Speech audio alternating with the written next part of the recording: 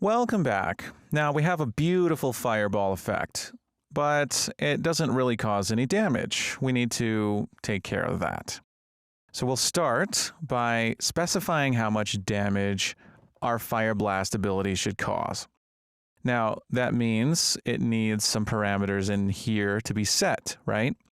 So what we're going to do is first go to Blueprint's Ability System data and open up our CT damage.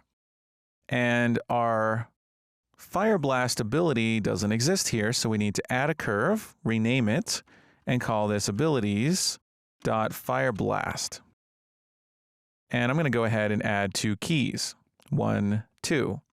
Now this one is going to be at 1, and it's going to cause, we'll say 15 damage per fireball.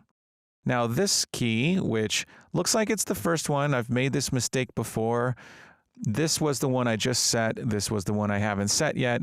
That's going to be at level 40, and I'll make it, let's just make it 150. Now this will be per fireball. And I'm going to make it a auto curve like this. Okay, cool. So we have Fire Blast in our CT damage. We can go back to our Fire Blast ability and we can start setting some of our properties here. Now, we have damage type. I'm going to set this to, of course, fire, right? And damage is going to use CT damage scaled by abilities Fire Blast. Debuff chance can be 20, 25, whatever we want. Debuff damage, I'm going to let it be 5. Debuff frequency can be 1. Debuff duration can be 5. Again, these could all be curved tables if you wanted them to be. I'm going to leave Death Impulse magnitude at 1,000, but I'm going to set Knockback Force magnitude to 0 because these fireballs are going to pass through things. I only want to add a Death Impulse if it kills them. But the knockback force is going to be 0 because I don't want to knock back until we get to the explosion at the end. So knockback chance is also going to be 0. And I'm going to leave is radial damage unchecked. I'd like this to be not radial, at least for the damage from overlapping. Once we get to the explosion, that's another story. Okay, so we're going to leave it like this. And with that, we just need to make sure that we're causing damage on overlap. And for that, I'm going to go into C++. So closing the editor, I'm going to go into my Fireball on sphere overlap function here. And here's where I'd like to configure some things. First, we know that we have, if we go to Aura Fire Blast, damage effect params. So this is great. We have damage effect params set from our class defaults. But we need to set a few things because on overlap is when we actually have access to the overlapped actor. And we can check some things. If we go to Aura Projectile, we can see some of the things we're checking here. We're checking the source ability system component, making sure that's not null. We're getting our source avatar actor from the effect params and making sure it's not the other actor. We're making sure the other actor is not a friend. And then if we haven't already hit, we call on hit. That's not what we want to do, but these other things we do want to do. So we can copy them or we can simply make them a protected function. So Aura Projectile in the protected section, this can be a bool returning function called isValidOverlap. And it can check those conditions. So here in generate definition, we're going to copy these lines where we're checking things. And we can check the damage effect params. If it's null, we can return false. We can check the source avatar actor, see if it's equal to the other actor, which, by the way, we should pass into this, right? So let's pass it in. A actor, other actor.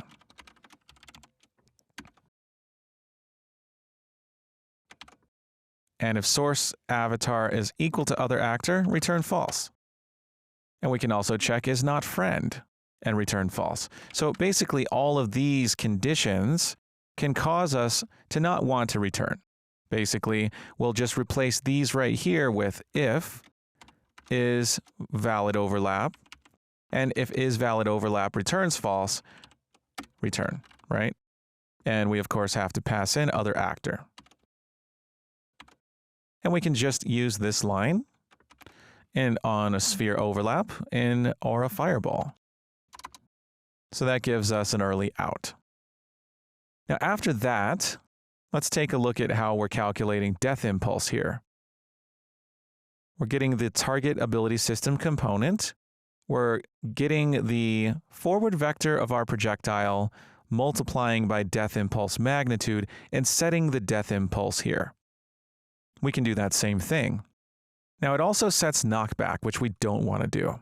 But after that, we're setting the target ability system component, and we're applying the damage effect.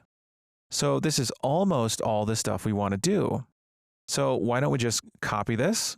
In fact, we can just copy everything up to destroy, and even the else case where we're setting B hit to true, we can copy all this and come back to Aura FireBall, paste it in. We're going to want to include Ability System Blueprint Library and Aura Ability System Library as well. And of course, B hit is inaccessible. That's a private variable. That's going to need to become protected. So we'll just drag it right on up to the protected section. No problem. And now in Aura FireBall, we just want to do all of this stuff except for knockback. This is not going to be a knockback effect.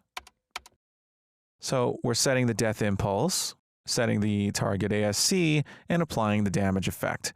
So this is all that we need to do, except let's think about this. We don't want to destroy, so we actually don't want that call. And we don't want to set B hit to true. That's for when we explode on contact with things. So actually that's stuff we want out of this function. All we want to do is apply the damage gameplay effect. So let's compile and see how this works. And isValidOverlap does not return from all control paths. And that's of course because we should have a return statement at the end that returns true, obviously. And if we don't return early from all these, we return true, and we don't get the early return here. Okay, let's compile.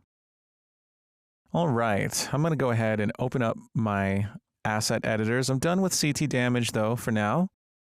I'm going to keep FireBall and FireBlast open, and I just want to see if my fireballs pass through things and cause damage on the way. Oh, and they do. They caused kind of a lot, didn't they? This ability might be a little too OP. Let's find out. We're launching 12 fireballs, each causing 15 damage. It seemed like we did too much. That was 9, right?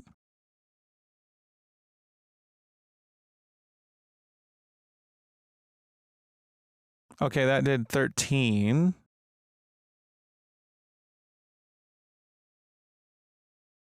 Let's see how much this causes. Trying to hit this guy. There, we did 13 and 13 back on the way back in. So I think we're doing enough, or an appropriate amount, I should say.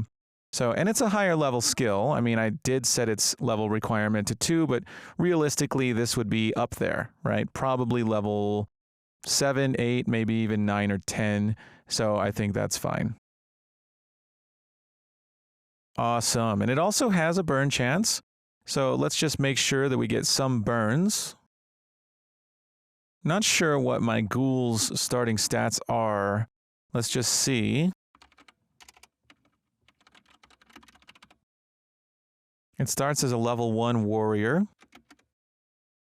Initial primary values. Let's go to character class info, look at warrior. We have GE, primary attributes warrior.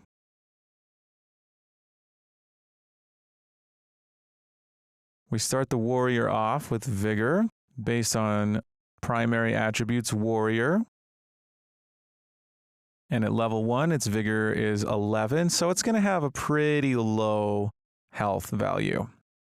So yes, it's going to have a low health, so a higher level ability like this is going to cause some damage, right?